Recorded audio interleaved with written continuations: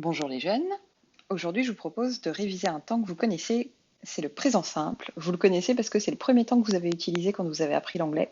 C'est le temps qu'on apprend en sixième pour dire où on habite, combien de notre frères et sœurs et l'âge qu'on a par exemple. Donc vous le connaissez, vous l'utilisez depuis des années. On va d'abord expliquer pourquoi ça s'appelle du présent simple. Ça s'appelle du présent simple, c'est pas parce que c'est facile, c'est en opposition au temps composé. C'est un temps simple et pas un temps composé. En français, par exemple, on a le passé simple et le passé composé. Le passé simple, il a qu'un seul verbe. Nous regardâmes la télévision, nous mangeâmes de la purée. Alors que le passé composé, il a un auxiliaire et un verbe au participe passé. Nous avons regardé la télévision et nous avons mangé de la purée. En anglais, vous savez que nous aussi on a des auxiliaires en anglais, mais c'est un petit peu différent. C'est pas les mêmes toujours, et puis ils sont pas utilisés pareil. Nous, par exemple, en anglais, les auxiliaires, quoi qu'il arrive, on va toujours les utiliser pour les phrases négatives et les phrases interrogatives, comme ici, on va en reparler tout à l'heure, mais on a forcément besoin des auxiliaires pour, comme do au présent simple, c'est do et does l'auxiliaire. Do et does pour faire la négation. Je m'explique, on va avoir do plus not par exemple, ou bien does plus not. On en a déjà parlé. Mais en anglais, le mot de la négation not, il est toujours accroché derrière l'auxiliaire. Ou alors, on va en avoir besoin pour les questions. Donc en anglais, l'auxiliaire, toujours pour les négations et pour les questions. Vous ne pouvez pas poser de questions ou faire de négations si vous n'avez pas d'auxiliaire. Sauf exception, par exemple, le verbe être et les mots do. Mais sinon, tous les autres verbes, il vous faut absolument un auxiliaire. Donc, comment savoir si c'est un temps simple à partir du moment où il utilise quand même des auxiliaires pour les phrases négatives et les phrases interrogatives? Eh ben, il faut juste regarder les phrases affirmatives. C'est dans les phrases affirmatives que vous allez savoir en anglais si votre temps il est simple ou il est compliqué. Enfin, pardon, il est simple ou il est composé. Et là, en l'occurrence, dans la phrase affirmative, il n'y a que le verbe. Il n'y a pas d'auxiliaire, il n'y a rien d'autre. Donc, c'est bien un temps simple. On va l'opposer à d'autres présents qui sont des présents composés, comme le présent perfect que vous connaissez, qui a bien l'auxiliaire. Le présent perfect, hein, vous vous souvenez, c'est have au présent plus le verbe à la troisième colonne au participe passé, que je mets verbe n. Ou bien le présent en be-ing. Vous allez avoir l'auxiliaire be, donc auxiliaire have ou auxiliaire be, plus le verbe en ing. Ça, c'est un temps composé parce que vous avez un auxiliaire et un verbe. D'accord? Ici, on n'a pas ça dans les phrases affirmatives. Alors, on va voir comment on le construit. J'espère que j'ai été claire pour l'explication. Sinon, réécoutez-la. Hein, voilà. Pour les phrases affirmatives, c'est hyper simple, c'est sujet plus verbe.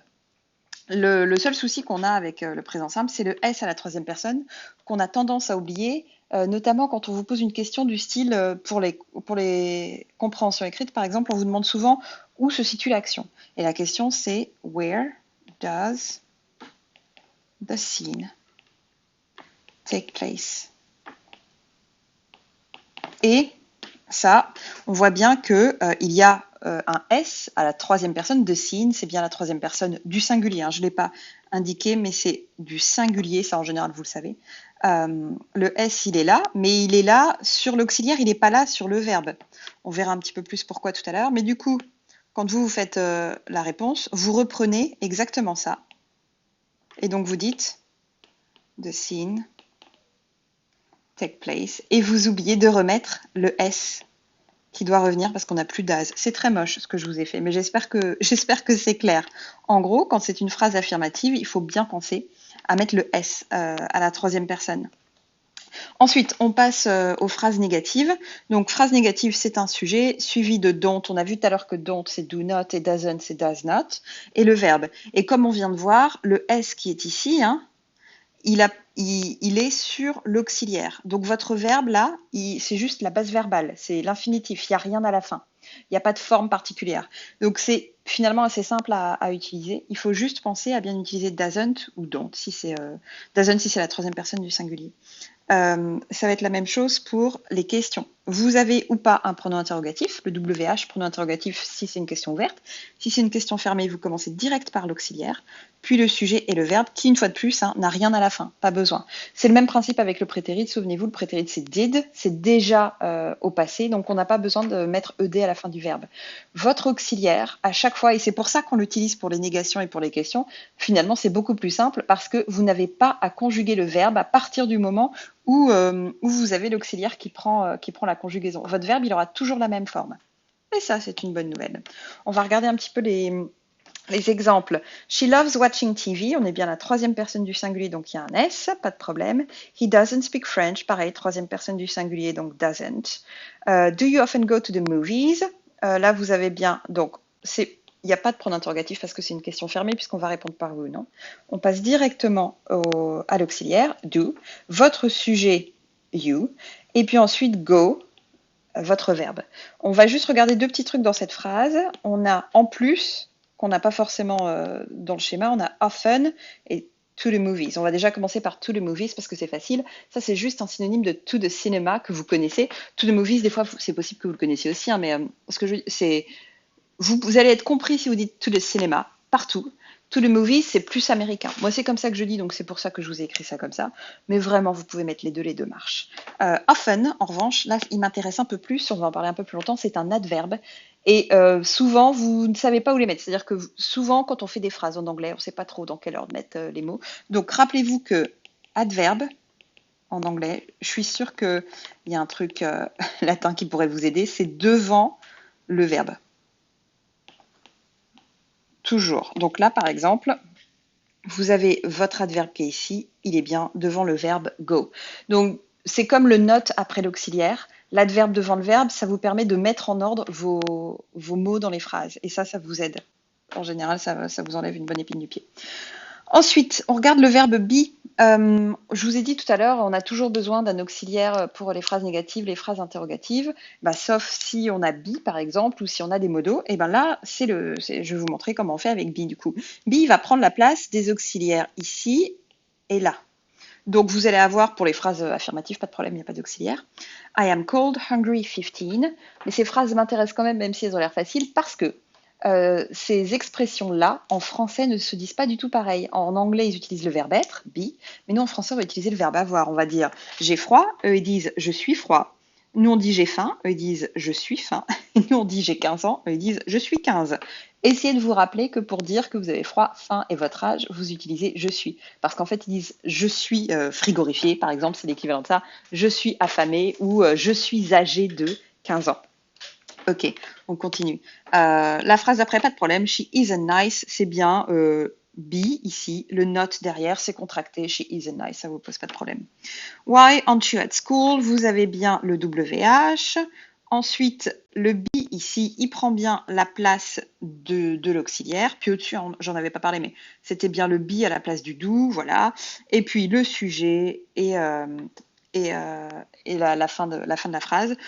Rappelez-vous, je l'ai redit tout à l'heure, le not, il arrive toujours après l'auxiliaire. Donc là, comme be remplace l'auxiliaire, vous allez avoir be ici, et oui, c'est ça, be ici et not derrière. Et ça marche aussi dans les questions. Ça marche dans toutes les phrases. À partir du moment où vous voulez faire une négation, ça arrive derrière l'auxiliaire ou ce qui remplace l'auxiliaire. J'espère que ça c'est clair. Mais je vous saoule suffisamment avec dans d'autres vidéos, donc ça devrait aller. Je vous fais un petit rappel des conjugaisons de be et de have, parce que have, contrairement, il est un tout petit peu différent des autres verbes. Les autres verbes, il suffit de rajouter un s. Ici, c'est has, donc c'est pas haves, c'est has. Essayez de vous le rappeler. Et puis be, vous le connaissez, c'est I am, you are, he, she, it is, we are, you are, they are. Mais je le mets quand même des fois, ça fait du bien de le rappeler. Alors, quand est-ce qu'on l'utilise? On va l'utiliser pour parler de vérité générale. On parle de vérité générale en français aussi, donc c'est la Terre tourne autour du Soleil, le ciel est bleu, ce genre de choses. Là, je vous mets des exemples. I am 22 years old, j'ai 22 ans. Rappelez-vous au passage que vous n'êtes pas obligé de dire years old, vous pouvez juste dire I am 22, ce qui en fait souvent est utile, c'est plus court, c'est plus simple. I have two sisters, j'ai deux sœurs. The earth is round, la Terre est ronde, contrairement à ce que dit Trump ou ses amis. Passons. Il s'utilise aussi pour des habitudes et des répétitions. Là, ça devient un petit peu plus, pas compliqué, mais voilà, il faut le savoir. I play rugby every Sunday. Je joue, non, on dit pas, je fais du rugby tous les dimanches. He often brings cake to the meetings. Il apporte souvent du gâteau au meeting, aux réunions.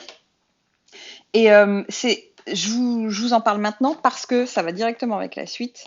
Les habitudes et les répétitions, c'est complètement l'inverse du présent BNG, parce que le présent BNG, c'est en train de. Je vais vous faire une vidéo sur BNG aussi, que ce soit clair. Mais en gros, si vous faites quelque chose tous les dimanches, régulièrement, souvent, pas souvent, tout ça, on va utiliser le présent simple. Si vous êtes en train de faire quelque chose, on va utiliser BNG. Donc, si vous posez la question « Que fais-tu ?» vous allez avoir deux possibilités en anglais. Soit c'est que fais-tu dans la vie? Eh ben, moi, par exemple, je vais dire je suis professeur, donc I am a teacher. Par contre, si c'est que fais-tu en ce moment, au moment où je t'appelle au téléphone, bah, ça peut être I am watching TV, I am reading a book ou I am cleaning parce que vous êtes en train de faire le ménage. Ok? Donc, en français, quand vous avez du présent, essayez, si vous n'êtes pas sûr, réfléchissez, est-ce que c'est en train de ou est-ce que c'est plus vérité générale ou une répétition, une habitude. Enfin, je vous mets, enfin, oui. Enfin, je vous mets aussi, vous pouvez le comparer au présent perfect. Je vous explique. Là, on vient de voir la différence entre présent simple et présent BNG, en train de. Il y a une petite différence aussi, présent simple, présent perfect, parce que des fois, il y a des phrases en français qui sont au présent, qu'on pourra traduire en anglais soit au présent simple, soit au présent perfect aussi. Je vous donne un exemple. Là, j'habite ici depuis 10 ans. Typiquement, ça c'est du présent perfect en anglais, parce qu'on y habite certes maintenant, mais c'était vrai aussi l'année dernière, l'année d'avant, donc c'était vrai dans le passé et dans le présent. Et souvenez-vous que le présent perfect, c'est le lien entre le passé et le présent. Voilà. Donc ça c'est le présent simple. A priori, bah, c'est un temps simple, il n'est pas compliqué, mais c'est bien de remettre les bases des fois, surtout quand on hésite entre celui-ci et puis les autres présents. Voilà. Je vous encourage, si vous ne l'avez pas déjà fait, à aller voir du coup la vidéo sur BNG pour que vous soyez bien clair, BNG aussi, comment vous l'utilisez. Ça vous aidera. Voilà. Et ben écoutez, passez une très bonne journée.